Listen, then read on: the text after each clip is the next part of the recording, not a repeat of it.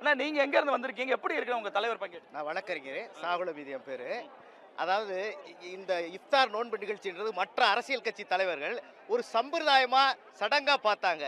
இத கடமையா இஸ்லாமியர் போல கடமையா பார்த்தது இந்த அரசியல் வரலாற்றுல தளபதி ஒருத்தர் தான். ஒண்ணு. ரெண்டாவது பாத்தீங்கன்னா இன்னைக்கு இஸ்லாமிய மக்கள் என்ன தெரியுமா சொல்றாங்க, வெறும் விஜய் அண்ணா இல்ல, அவரு முகமது விஜய் அண்ணா ஆகிட்டார் இன்னைக்கு. ஏன்னா எங்களோட சேர்ந்து நோன்பு நோட்டிருக்காரு, எங்களோட சேர்ந்து தொழுகை நடத்தி இருக்கிறாரு, எங்களோட சேர்ந்து துவா பண்ணி இருக்கிறாங்க. எங்களுடைய கடமைகள் எல்லாத்தையும் நிறைவேற்றி மதிக்கும் பொழுது நான் உங்கள ஒருத்தன்னு சொல்றாங்க. உங்களுக்காக நான் இருக்கேன்னு சொல்லல எங்க தளபதி, உங்கள நான் ஒருத்தன்னு சொல்றாங்க. இது எவ்வளவு பெரிய விஷயம் இன்னைக்கு இஸ்லாமிய மக்களுக்கு. நாங்க எல்லாம் ஒவ்வொருத்தரும் ஏக்கத்துல இருக்கோம். இஸ்லாமிய மக்கள்லாம் நாங்க இஸ்லாமியர் இன்னைக்குமே தூய்மைத்தை நம்பக்கூடியவங்க, சகோதரத்துவத்தை நம்பக்கூடியவங்க.